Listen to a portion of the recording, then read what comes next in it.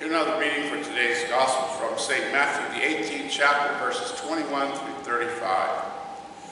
Peter came and said to Jesus, "Lord, if another member of the church sins against you, how often should I forgive?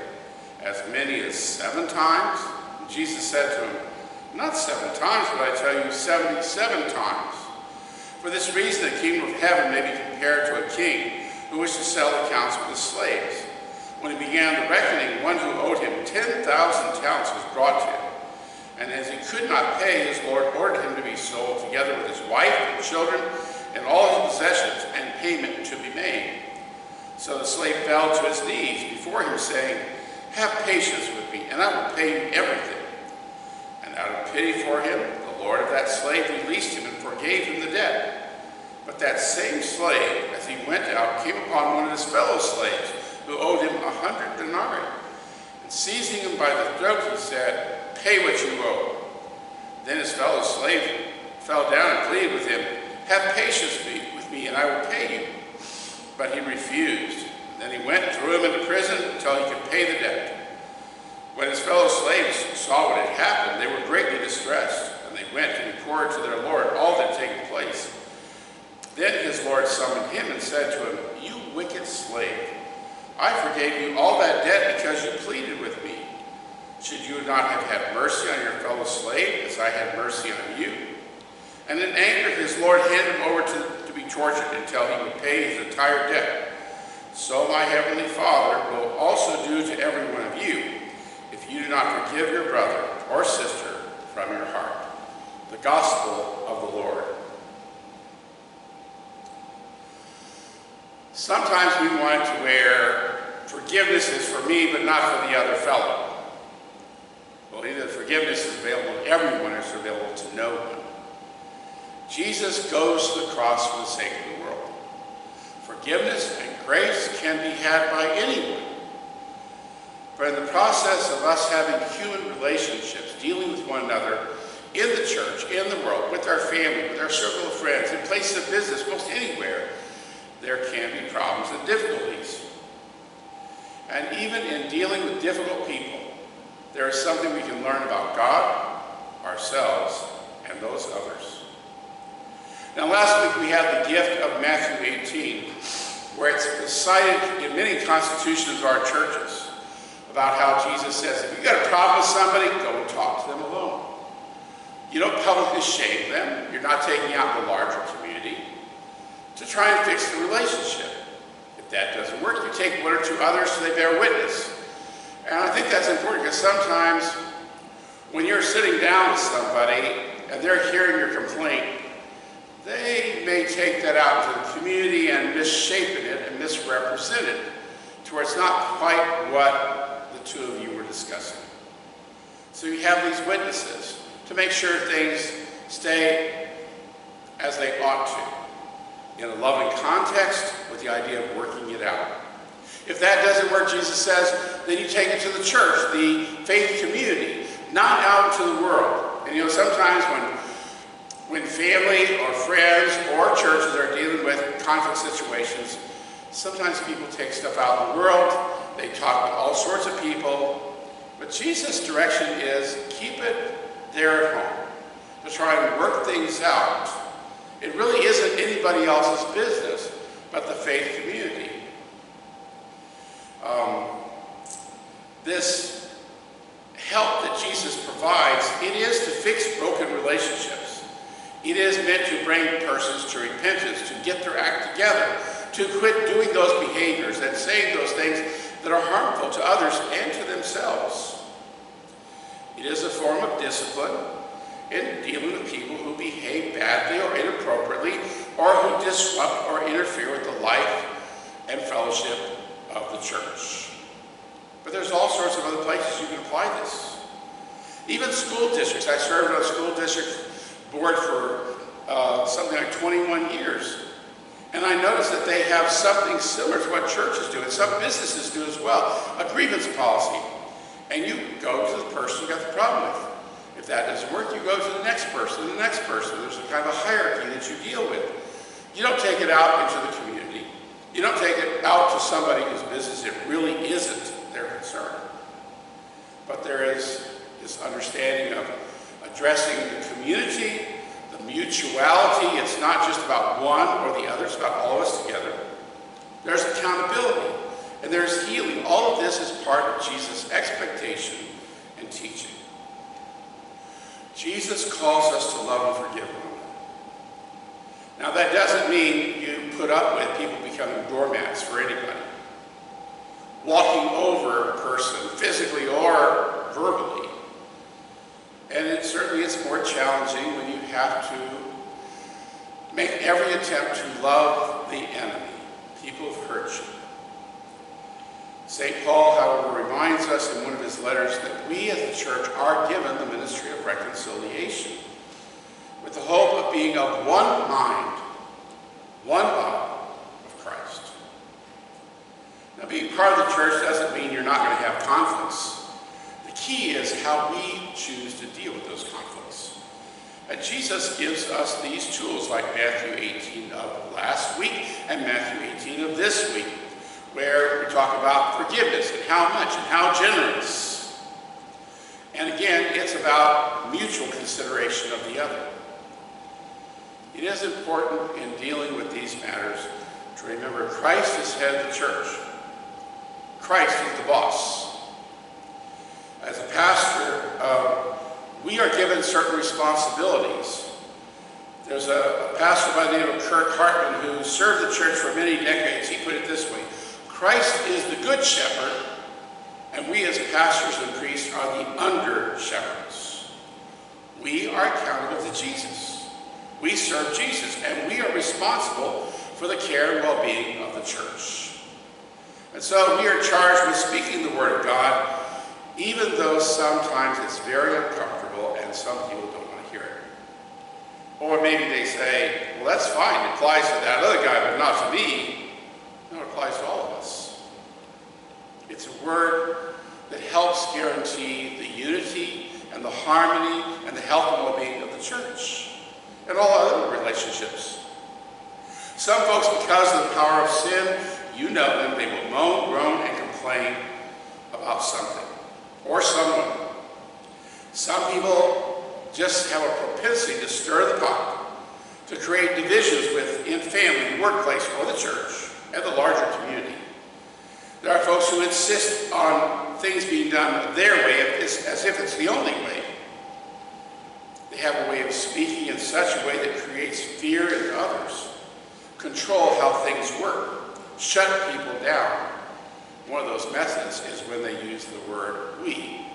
Well, we don't want that, or we're not going to do that. As a friend of mine found when he was in a board meeting, there was a lady who used that term we, and he finally said, who are you talking about? And it was about a complaint about something that was going on in the church that maybe the council had decided.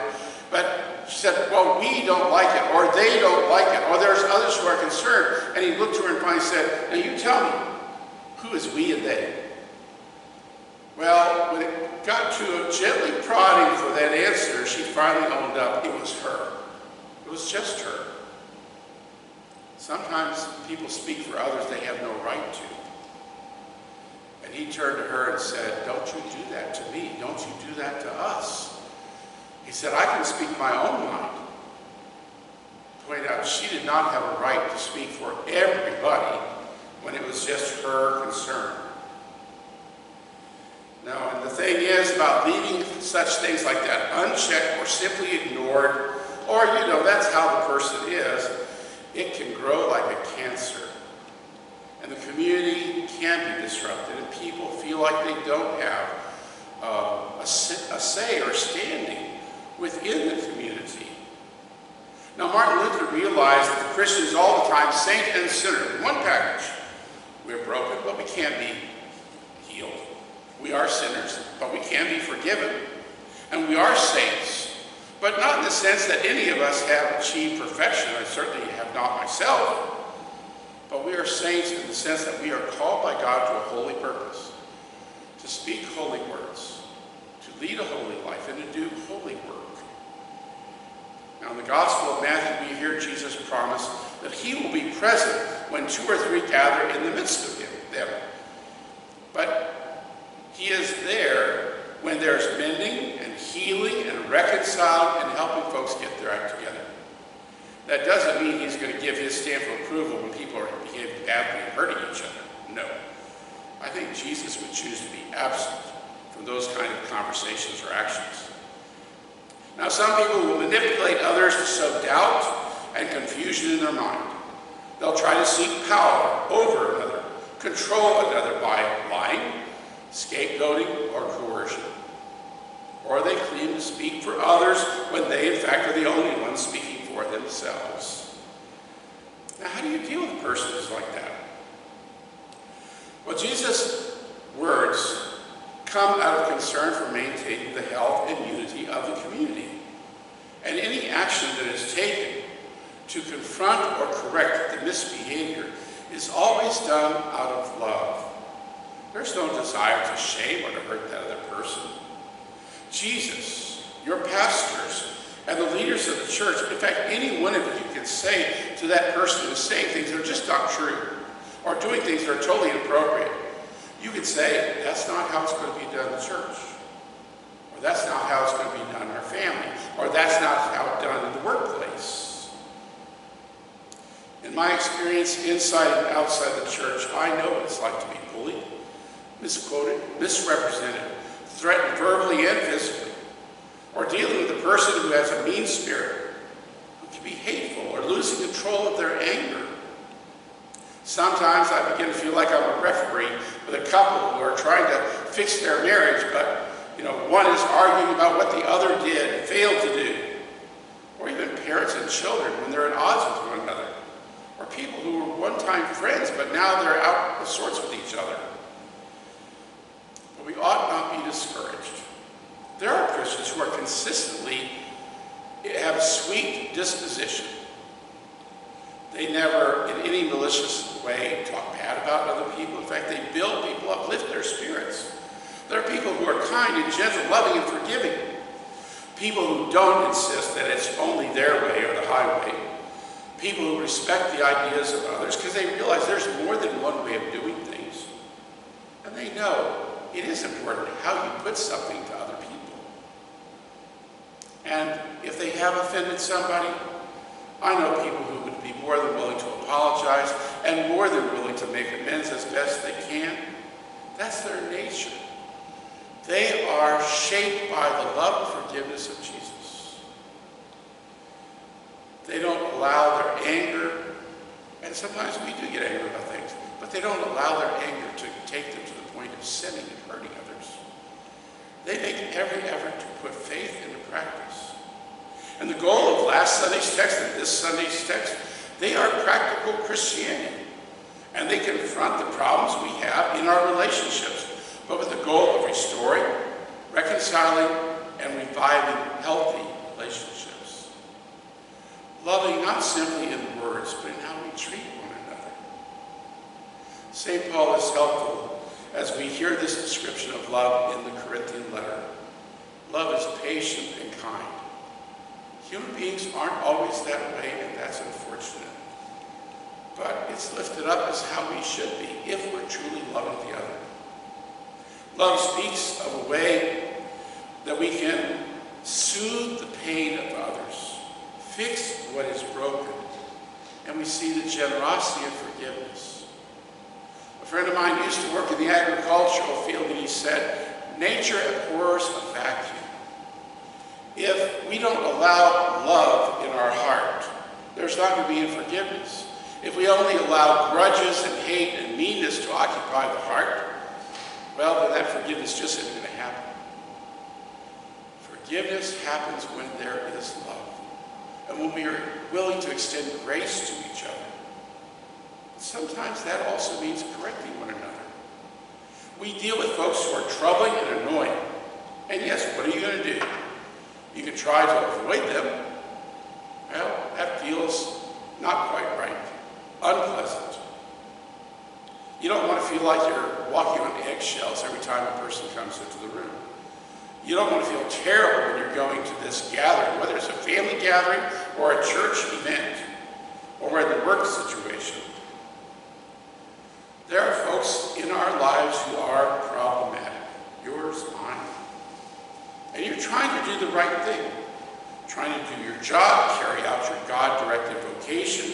You're trying to take care of your family, help people in need, worship and serve God.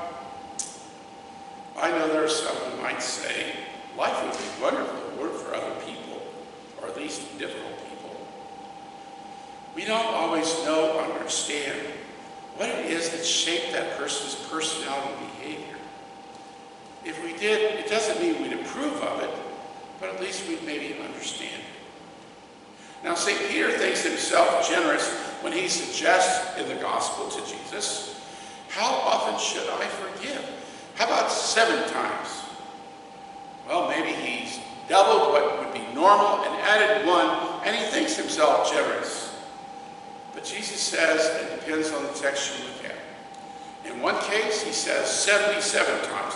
Elsewhere, it's 70 times 7. I don't think Jesus is talking literally there. I think he's simply saying we forgive a lot. God forgives us, we forgive others. God doesn't hold a grudge against us. Don't hold a grudge against someone else. Now, for the health of a community, such persons who are difficult and who hurt, maim, and control, they cannot be permitted to continue what they do because it brings suffering and devastation. And those persons will continue to do what they do, sometimes for years, unless they are held in check, unless they're confronted with the truth, that what they're doing is wrong. Sometimes they think, since nobody has said anything, that whatever they're saying or doing is perfectly fine, when it's not. Sometimes responding to them is as simple as saying, we don't talk that way as God's people. We don't act that way as God's people. Or, when they're saying something and you know it's not right, you just say, no, that's not so. And throw in a hug and a God that loves you. And mean it. Let it come from the heart. Loving them doesn't mean you endorse bad behavior. It doesn't mean you ignore it either. Don't give them hell. Instead, you give them a taste of heaven. You give them that love and patience. But let them know that you're concerned about what they're doing harms themselves and harms others around them. We can't control how other people are going to respond to our best efforts. Who knows? After we sit down and talk to them, what they're going to say about us out in the community, it happens. We may be afraid as to how that person will react. In anger, defensive, lashing out. Well, that happens sometimes. Maybe. We may fear the repercussions of addressing the issues. But St. John reminds us in one of his letters, perfect love casts out fear. That perfect love has to do with God. God is at your side. We are loved by God, we serve a God of love, and we are called by God to love our neighbor and even those difficult people in our life. This is the test of Christian community. We all have our problems, our hurts, our conflicts from time to time. But Jesus gives us a healthy way to handle them. It has to do with Jesus and how we are to love and forgive. And in that love, put a stop to the hurtful and harmful behaviors that certainly can damage a community, a family, a place where you work, our friends. Amen.